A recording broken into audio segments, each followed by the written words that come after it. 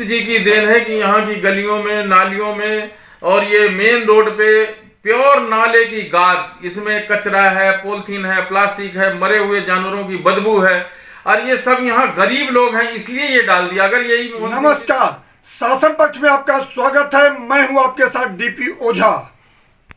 भाजपा विधायक मोहन सिंह बिष्ट के उदासीनता के कारण नारकी जीवन जीने को मजबूर हैं अम्बे इंक्लेव और अनुब्रत बिहार कॉलोनी के लोग।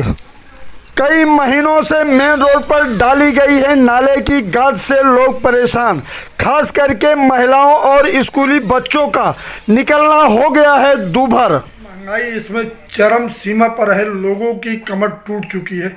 क्या कहना चाहते हैं महंगाई को लेकर? महंगाई तो जब से भारतीय जनता पार्टी आई है तब से महंगाई रुकी नहीं रही है। दिन प्रतिदिन हर दिन कुछ ना कुछ महंगा होता जा रहा है।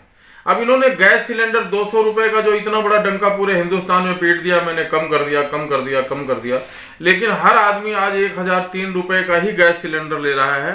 और ये 200 रुपए इन्होंने ग्रामीण अंचल में जो कि लोगों को सब्सिडी दी है, उसमें हजारों लाखों की तादाद में ऐसे लोग हैं जिनके बैंक खाते ही नहीं है, सब्सिडी मिलती नहीं है, उन बेचारों को गैस भराने का भूता ही नहीं, वो गैस भरा ही नहीं सकते।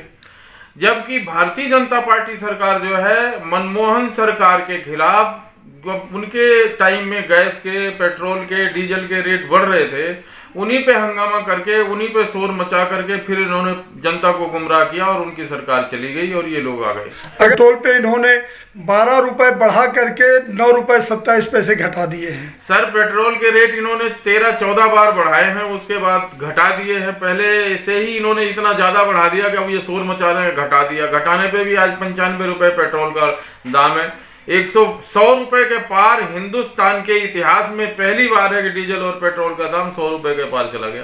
मोदी सरकार देश हित में कोई भी काम अच्छा नहीं कर रही है, देश को गुमराह कर रही है, लोगों को हिंदू मुसलमान करके, मंदिर मस्जिद करके, ये अलग अलग जगहों पे कहीं कुतुब मीनार खुदवा रही है, कहीं ज्ञानवापी मस्जिद खुदवा रही है। इन बातों से पब्लिक का ध्यान बिल्कुल उलझा दिया है और लोग डाइवर्ट हो गए हैं असली मुद्दे से। सड़क, शिक्षा, रोजगार, बेरोजगारी इतनी है, बेइंतहा है, महंगाई बेइंतहा है।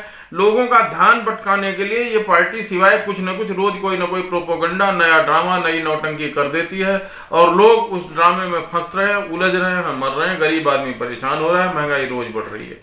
लोगों का कहना है कि अगर हम मान लीजिए भारतीय जनता पार्टी को हरा देते हैं तो जिताएं किसको? 70 साल देश में सत्ता रही, जो भी आएगा कोई ना कोई इनसे बहुत अच्छा आएगा। और आम आदमी पार्टी जहां भी है, आज पंजाब में आप देखिए डोर स्टेप डिलीवरी राशन, और अभी लेटेस्ट न्यूज कल परसों की बात बता रहा हूं, कोई हमारे यहाँ स्वास्थ्य मंत्री पंजाब के थे, उन्होंने कोई भ्रष्टाचार का काम किया, भगवंत मान जी ने उन्होंने अपनी कार्यकारिणी से ही बर्खास्त कर दिया। अरविंद केजरीवाल जी को पूरे देश को सोच समझ कर लाना चाहिए और भारत का प्रधानमंत्री बनाने की दिशा में काम करना चाहिए पूरे देश को, तभी इस देश का भला हो सकता है। धर्म के नाम पे अगर आप गुमराह करेंगे, लोगों की आस्था से खिलवाड़ करेंगे, लोगों की आस्था से खेलेंगे, तो लोग बहुत जल्दी बहक जाते हैं और वो असली मुद्दों को अपनी समझ ही नहीं पाते कि ये ज्ञान व्यापी मंदिर है कि मस्जिद है। इस लड़ाई में अब पूरा देश उलझ गया, कोर्टें उलझ गई। रोज टीवी में 24 घंटे इनके जितने भी चैनल है टीवी में इन्हीं का समाचार दिखाते हैं। वही मंदिर, वही मस्जिद, वही गुरुद्वारा, वही चर्च, वही सब कुछ, उसी चक्कर में ये लगे रहते हैं। मैं आपको बता रहा हूं, अभी मैं 15 दिन पार्टी का काम हिमाचल में करके आया हूं, वहां मुस्लिम 1% भी नहीं है, तो वहां हिंदू मुसलमान का मुद्दा ही नहीं है। इसलिए बहुत आराम से, बड़े प्यार से अभी देखिएगा हिमाचल में आम आदमी की सरकार आने जा रही है। अनुब्रत बिहार में देखा हूँ, जो मेन रोड है यहाँ नाले की जो है गाद निकाली करके यहाँ डाल दी गई है। पिछले 25 साल से लोग मोहन सिंह बिष्ट जी को झेल रहे हैं और फिर भी उनको वोट कर रहे हैं। मोहन सिंह बिष्ट जी की देन है कि यहाँ की गलियों में, नालियों में और ये मेन रोड पे प्योर नाले की गाद, इसमें कचरा है, पॉलिथीन है, प्लास्टिक है, मरे हुए जानवरों की बदबू है और ये सब यहाँ गरीब लोग हैं इसलिए ये डाल दिया। अगर यही मोहन सिंह बिष्ट ये मयूर विहार में डाल दें, जमुना विहार में डाल दें या तिमारपुर में डाल दें, लोग 100 कंप्लेंट करेंगे, लोग RTI लगा देंगे 2 मिनट में। लेकिन यहाँ गरीब लोग रहते हैं, मजदूर लोग रहते हैं, मजलूम लोग रहते हैं, उन्हें बेचारे अपनी रोजी रोटी से ही बहुत परेशान है। तो कोई आवाज नहीं उठा पाता। और ये 6 महीने से रोज यहाँ ये कचरा डल रहा है, 10 दिन बाद 10 गाड़ी डल जाता है, फिर 20 दिन बाद डल जाता है। और सड़कें ऐसे 6-6 महीने कहीं कोई सड़क नहीं बनती। 6 महीने से नाले की गाद, जब भी टाइम मिलता है तो 2-4 गाड़ी नाला खाली होता है, लाके यहाँ ये लगभग कितने दिनों से ये गाद डाली गई है? ये 7 महीना से गाद डाली जा रही है, रोज 2 दिन की गाद डाल दी जाती है। बारिश आ गई यहाँ, आप देखिए ना तो निकलने का रास्ता है, गाड़ियां टूट रही हैं, साकर खराब हो रहे हैं, लोगों के स्कूटर फंस रहे हैं, 3 व्हीलर फंस रहे हैं, मोटरसाइकिलें फिसल फिसल के गिर रही हैं। औरतें महिलाएं मंदिर जाती हैं, बालाजी पैरों में ये गाद लपेट के मंदिर जा रही हैं और मंदिर से आ रही हैं। बहुत बुरी हालत है यहाँ के बारे में, जितना भी बोला जाए उतना कम है।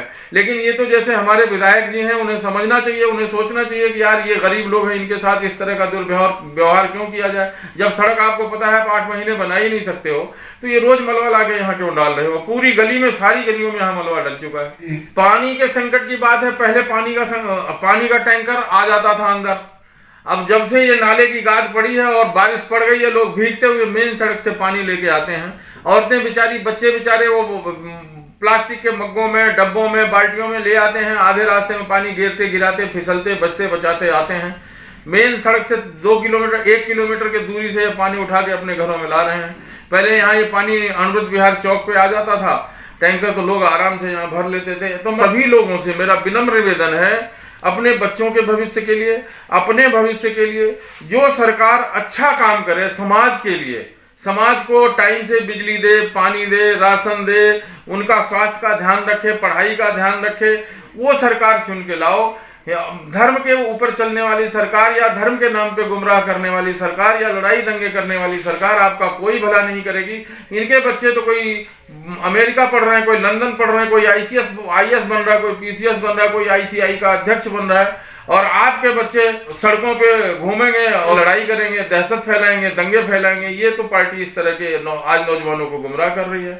और यहाँ पुलिस प्रशासन या पुलिस की व्यवस्था कैसी है? देखिए, यहाँ पुलिस प्रशासन की बात करें तो यहाँ छोटे छोटे लोग हैं, रोज झगड़े करते हैं।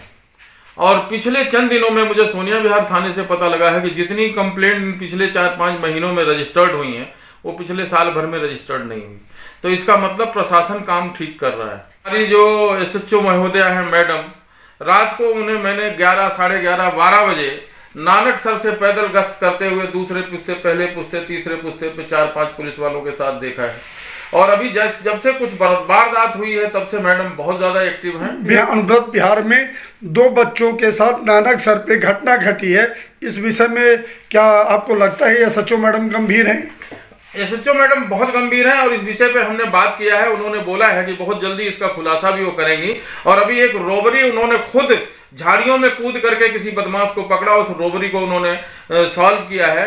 और बच्चों को हेलमेट जरूर पहनाएं, एक्सीडेंट से रोकें। इस तरह का काम तमाम जो है वो मैडम धीरे धीरे कर रही हैं। और मुझे लग रहा है कि भाई इस थाने में अभी तो कुछ ना कुछ सुधार होने की संभावनाएं ज्यादा है, क्योंकि यहाँ क्राइम भी थोड़ा ज्यादा है, छोटे छोटे क्राइम है और गरीब लोग हैं, तो रोज कुछ ना कुछ 10, 20, 50 केस थाने पहुंचते हैं और मैडम अपने हिसाब से उसे सॉल्व कर रही हैं। मलबा पड़ा है, किसका मलबा है? ये मलबा नाले से गाद निकाल के उसका वो निकाल के वो डाला है। लगभग कितने दिन से पड़ा हुआ है? ये हो गए इसको 3-4 महीने हो गए। मोहन सिंह बिष्ट के फंड से डला। क्या कहा था उन्होंने, कब तक बन जाने की सुविधा है? मार्च में बन जाएगा, मार्च में। लेकिन मार्च तो निकल गया। मार्च भी निकल गया, अप्रैल भी निकल गया, मई भी निकल गया।